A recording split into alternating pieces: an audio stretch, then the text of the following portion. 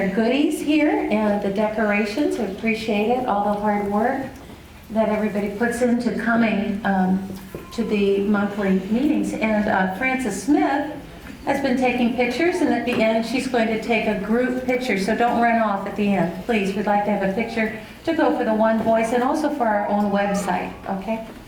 Next month's meeting is March the 19th. That's the Feast of Saint Joseph. And how very appropriate, since one of his titles is Terror of Demons.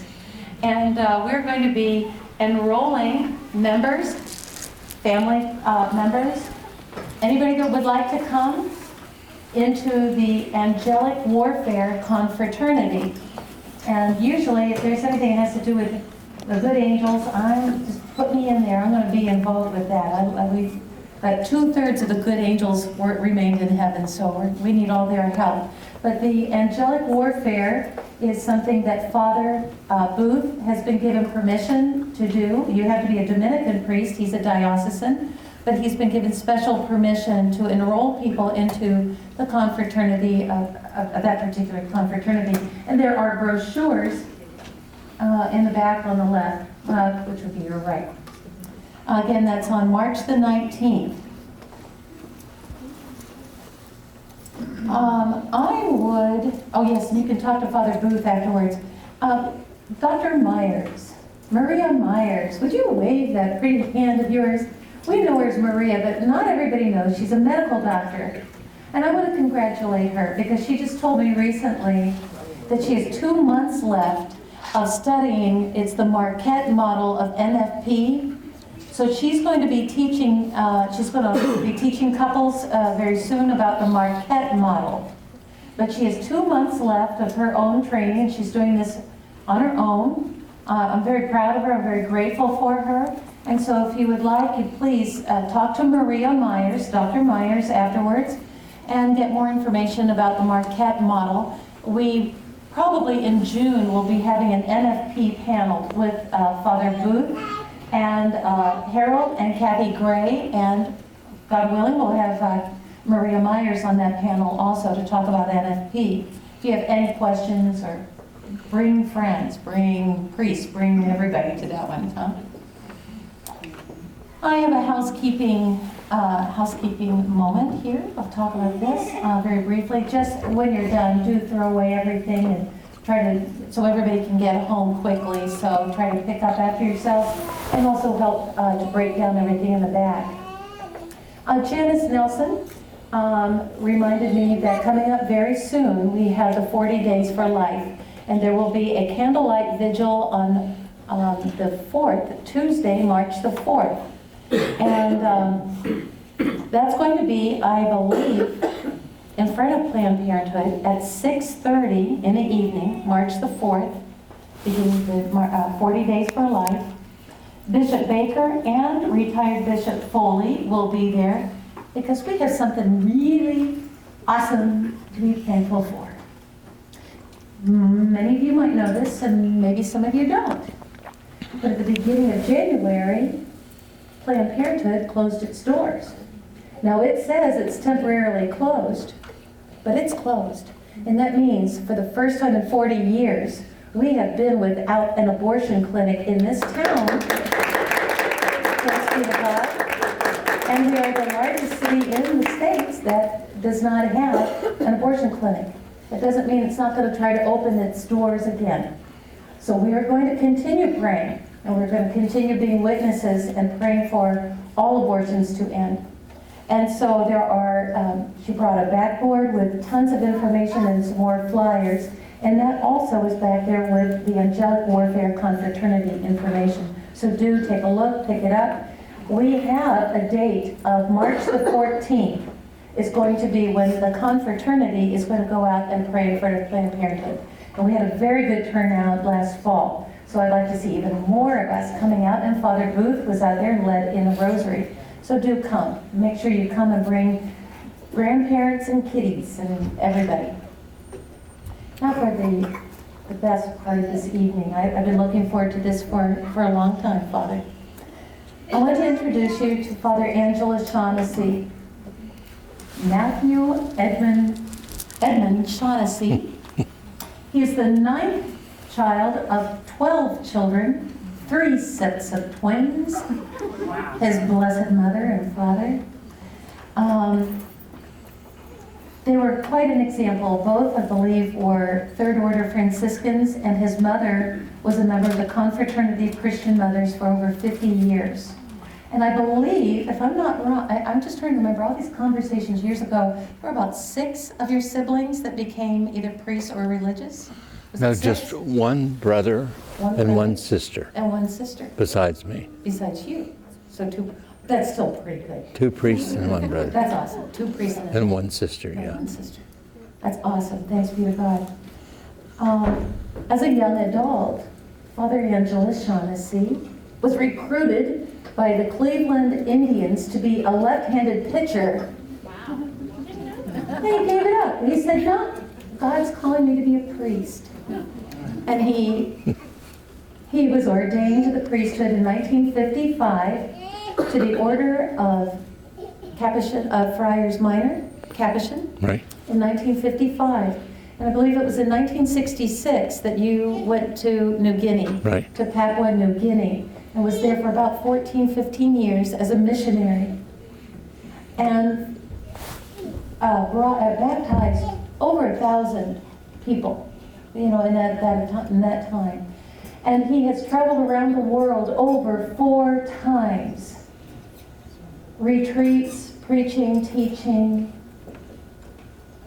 I guess everybody that knows him here, Father has touched their lives in some special way, because from 2001 to 2007, Father was stationed here in Birmingham with EWTN as your title back then was, it's different from what I thought it was, Father, but you were the Minister General for the friars that we have at EWTN. So he was their Minister General. And while he was here, he was able to celebrate the televised Mass. And that went over 128 million households around the world.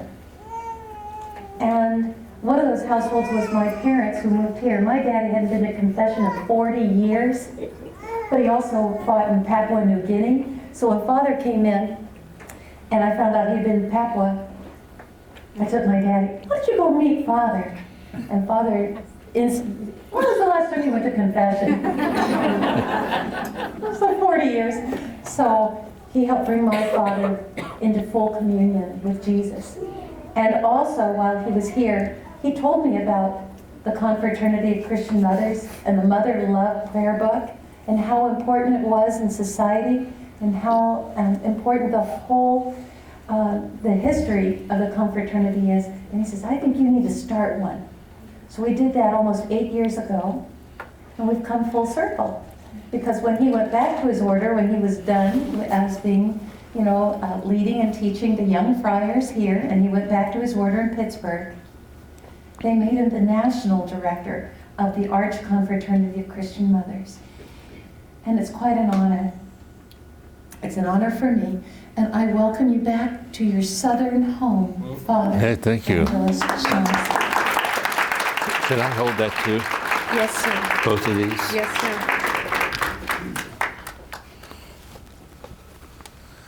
Can you hear me?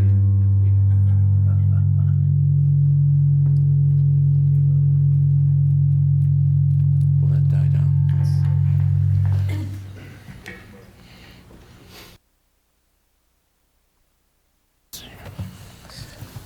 Put it over here. Is it okay now? Can you hang it from this end here? Let me.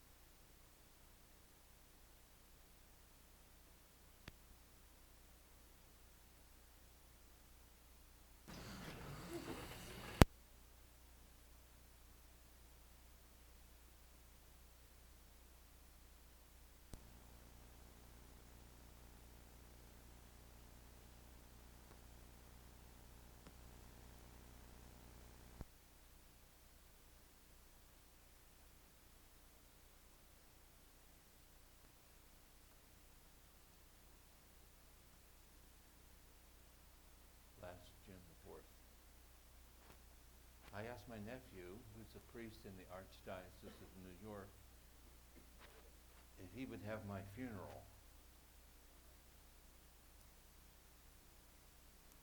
I can't wait. What a devil. But I told him, when he comes for the funeral, to take this consecration before the lid is put on the casket and drop it right next to my hand in the casket. It's my boarding pass, hopefully to heaven. And if anybody would like to have a copy of this afterwards, it's available too. But I have some other things I brought here too.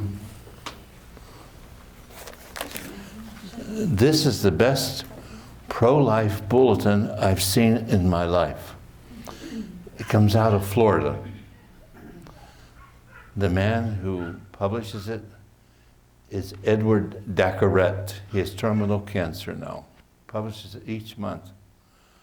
I've seen a lot of nice bulletins, even those from Alabama, but this is the greatest and the best. Also, that will be available too to anybody who'd like to have a copy.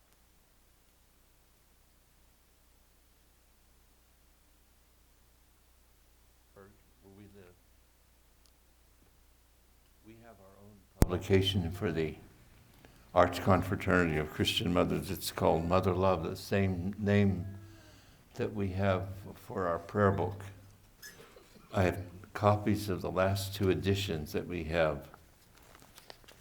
And they're pretty good too. This one here, Oh God, Why Did I Get Married? That's the main article in this one.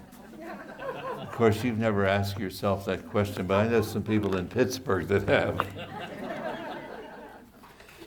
And this is available if you would like to take a look at it. Written by one of our priests who's a retired captain in the Navy. A captain in the Navy is a full bird colonel. He's a very wonderful priest too. He's deceased now for a number of years. He had this course over many years for men and women personnel in the Navy in San Diego, California. And one of these couples came to our retreat. I think it was at St. Edmund's Retreat House in Greensburg, having picked up this, Oh God, Why Did I Get Married? And they make their commentary upon it. I wish you would read this. And I wish every junior and senior in high school, before they even think about going steady, would read that little booklet. The subtitle is Sixfold Intercourse to Complete Wedlock.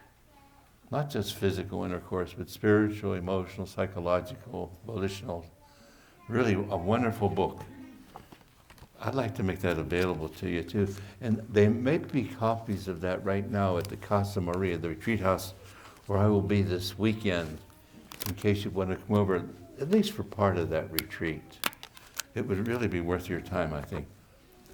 And this edition of the Mother Love Prayer Book is just a general article on the Arch Confraternity.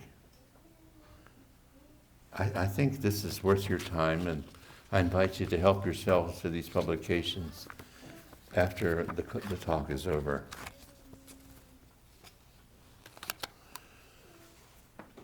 But what I really want to share with you this evening is I'm really worried about our young people, your children and your children's children. Do you know how many Catholics who are baptized are going to Mass on Sunday right now in our nation? 23%. It's really sad. You look out at the congregation on Sunday morning, where are the junior high school kids, the high school kids, the college kids, the young adults? Generally, they're not there at all. To me, that's really sad. And probably the biggest reason that I can see is that the sisters have left our elementary schools. They were leaving living beautiful religious lives. And I know that too personally because we used to give them their retreats during the summertime. They give that spillover of their spiritual life to these kids with the greatest credibility and authenticity. It's no longer there. Most of the Catholic schools in the diocese are empty. It's so sad. But the great hope for our nation today, I think, if we could ever get it rolling, would be our mothers and motherhood. It's the answer to the obscene status of our culture today. That's why I invite you to renew your love for, your devotion to Mary, the Mother of God. She's the only one that can really pull us together to bring us back to her divine Son and to the Eucharist. You know, the best thing you can say about any woman is that she is a good mother. Nothing better, nothing truer, nothing more beautiful can be said about the Blessed Virgin Mary than that she is the Mother of God. God was her little baby, whom she nursed and clothed just as mothers today love and cherish their little ones. And we know that God would not become man until Mary first had given her consent to be his mother. When God said, "Fiat, let it be done," he created light, he created heaven and earth. But when Mary said, "Fiat," God became man. And she it was on that first Christmas night presented all creation with a little baby. A baby whose name in eternity is God. A baby whose name in time is Jesus. And that's why we have extra reason to be proud of our human race. One of our little girls, probably no more than about 15 or 16 years old, was so loved by God that he who is motherless, without a mother in eternity, chose her to be his mother in time. That's why that great non-Catholic poet Wordsworth could call Mary in the most beautiful line we think ever written in the English language. He called Mary our tainted nature's solitary boast. In the common parlance of Birmingham and Pittsburgh, Mary is the only one we can really brag about. The second person of the Holy Trinity, God the Son, was the only one who ever had or who ever will have the power, the privilege of choosing his own mother. How could God possibly select anyone short of immaculate perfection and call her mother? Mary was a good mother, absolutely the best possible mother. And St. Bonaventure, the seraphic doctor of the Franciscan order, tells us that God could have conceivably made a better world than what he did. But not even Almighty God himself could have made a better mother. And this is exactly what we mean by her immaculate conception. Do not underestimate original sin, the sin of our first parents. Original sin is not just the cause and the root of all moral evil in the world, what you and I might call mortal sin, venial sin. Original sin is also the cause and root of all physical evil in the world. Sickness, suffering, incontinence, Alzheimer's, the nursing home experience, and death itself. And if God could preserve his mother from this, and it was becoming that he do it, why wouldn't he do it? And this is the argumentation that the subtle doctor of the church by the name of John Duns Scotus crystallized the argument with three Latin words: potuit, decuit, ergo facit. God could do this for his mother. It was becoming that he do it. He did it. Say you had the choice of choosing your own mother. I am sure that you would have chosen the mother that God gave you. But say your mother, like mine, had a first stroke on Pentecost Sunday, 1961. A second stroke in the summer of 1962. Say she died August the 11th, 1962. Wouldn't you, if it were in your power to do it, wouldn't you have preserved her from that? And here's God who could do all this for his mother. Do you think he would do less for his mother than you and I would do for our mothers? But 16 and a half years later, our God was ready to enter the human condition, to become one of us. That little heart of his beat against hers for 9 whole months before she gave him to the world on that first Christmas night. And during those 9 months, not even all the angels in heaven could have made Jesus so happy as Mary, his mother. Her body was the natural Eucharist in which God shared communion with human life, thus preparing for that later Eucharist when God himself would share himself with us in Holy Communion. You and I could never speak in terms of eating and drinking the flesh and blood of the Son of God had it not been for Mary, who channeled that human soul and that human body to him for us to eat and to drink. It was her blood that nourished him through those 9 months of gestation.